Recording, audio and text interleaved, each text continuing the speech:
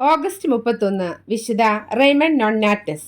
സ്പെയിനിലെ ഒരു പ്രഭു കുടുംബത്തിലാണ് വിശുദ്ധൻ ജനിച്ചതെങ്കിലും റെയ്മണ്ടിന്റെ ബാല്യകാല ജീവിതം ഒരു പ്രഭുകുമാരനെ പോലെയായിരുന്നില്ല. നിങ്ങൾ സ്വയം സൃഷ്ടിക്കപ്പെട്ടവരും സ്വയം ആശ്രയിക്കുന്നവരുമാണെന്ന നുണ വിശ്വസിക്കുന്നതുമാണ് പാപമെന്ന് ഏറ്റുപറഞ്ഞ വിശുദ്ധനാണ് റെയ്മണ്ട്. സ്പെയിനിലെ അന്നത്തെ സാമൂഹിക അന്തരീക്ഷവും അടിമകളുടെ ജീവിതവും ബാലനായ റെയ്മണ്ടിനെ വേദനിപ്പിച്ചിരുന്നു. അടിമകളുടെ മോചനത്തിനു വേണ്ടി എപ്പോഴും പ്രാർത്ഥിച്ചിരുന്ന ആ ബാലൻ തൻ്റെ വിദ്യാഭ്യാസ കാലത്തിന് ശേഷം ഒരു പുരോഹിതനാകാനാണ് ആഗ്രഹിച്ചത്. മകനെ ഒരു അഭിഭാഷകനാക്കാൻ ആഗ്രഹിച്ചിരുന്ന അദ്ദേഹത്തിൻ്റെ പിതാവിന് മകൻ്റെ ഈ തീരുമാനത്തോട് യോജിപ്പുണ്ടായിരുന്നില്ല. റെയ്മണ്ടിനെ ഒരു കുടുംബത്തോട്ടത്തിൻ്റെ പൂർണ്ണ ചുമതല നൽകി അദ്ദേഹം അങ്ങോട്ടയച്ചു. അവിടെ ആടുകളെ നോക്കിയും ജോലിക്കാർക്ക് മേൽനോട്ടം കൊടുത്തും ജീവിക്കുമ്പോഴും പ്രാർത്ഥനയിലും ഉപവാസത്തിലും ഒരു കുറവും വിശുദ്ധൻ വരുത്തിയിരുന്നില്ല. അവസാനം പിതാവ് റെയ്മണ്ടിനെ അനുവാദം നൽകി. കാരുണ്യ മാതാവിൻ്റെ സഭയിലാണ് വിശുദ്ധൻ ചേർന്നത്. വിശുദ്ധനായിരുന്ന പീറ്റർ നൊളോസ്കോയായിരുന്നു റെയ്മണ്ടിൻ്റെ ആധ്യാത്മിക ഗുരു. അദ്ദേഹത്തിൻ്റെ ഭക്തിയും വിശ്വാസവും സഭയിലെ മറ്റു പുരോഹിതരെ പോലും അതിശയിപ്പിക്കുന്നതായിരുന്നു. അൽജിയേഴ്സിൽ അടിമകളെ സ്വതന്ത്രരാക്കുക എന്ന ലക്ഷ്യത്തോടെ അദ്ദേഹം പ്രവർത്തിച്ചു. നിരവധി പേരെ മാനസാന്തരപ്പെടുത്തി യേശുവിൻ്റെ വഴിയിലേക്ക് കൊണ്ടുവന്നു. ജനങ്ങൾക്ക് അദ്ദേഹത്തോട് വലിയ അടുപ്പമായിരുന്നു.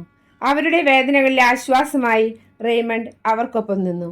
അന്യമതസ്ഥരെ മാനസാന്തരപ്പെടുത്തി ക്രിസ്ത്യാനികളാക്കുന്നു എന്ന ആരോപണത്തെ തുടർന്ന് അദ്ദേഹത്തിന് നേരെ 2 കൊലപാതക ശ്രമങ്ങൾ ഉണ്ടായെങ്കിലും വിശുദ്ധൻ അത്ഭുതകരമായി രക്ഷപ്പെട്ടു. ഭരണാധികാരികൾ അദ്ദേഹത്തെ തടവിലാക്കിയും തെരുവുകളിൽ പൊതുജനമധ്യത്തിൽ കൊണ്ടുചെന്നും പീഡിപ്പിക്കുമായിരുന്നു.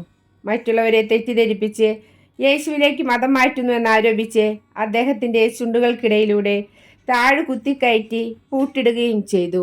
8 വർഷത്തോളം തടവിൽ കഴിഞ്ഞ വിശുദ്ധ റെയ്മണ്ട് യേശുവിന് വേണ്ടി രക്തസാക്ഷിയാകാൻ ആഗ്രഹിച്ച് പ്രാർത്ഥിക്കുമായിരുന്നു. പക്ഷേ ദൈവ തിരുമനസ് മറ്റൊന്നായിരുന്നു. തനിക്ക് കാവൽ നിന്നിരുന്ന സൈനികരെ യേശുവിനെ കുറിച്ച് പഠിപ്പിച്ച് അദ്ദേഹം മാനസാന്തരപ്പെടുത്തി.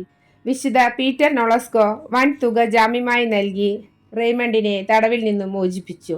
തിരികെ സ്പെയിനിലെത്തിയ റെയ്മണ്ടിനെ കർദിനാൾ പദവി നൽകിയാണ് സഭ വരവേറ്റത്. തൊട്ടു പിന്നാലെ മാർപ്പാപ്പ ഗ്രിഗറി 9 അദ്ദേഹത്തെ റോമിലേക്ക് വിളിച്ചു.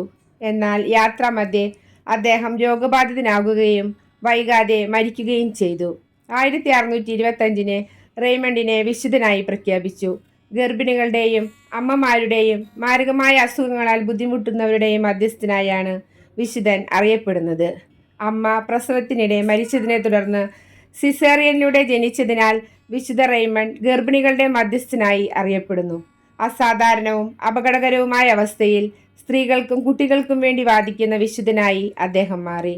എല്ലാ ഗർഭിണികൾക്കും അമ്മമാർക്കും വേണ്ടി വിശുദ്ധ റെയ്മണ്ടെ മധ്യസ്ഥം അപേക്ഷിച്ച് പ്രാർത്ഥിക്കണമേ.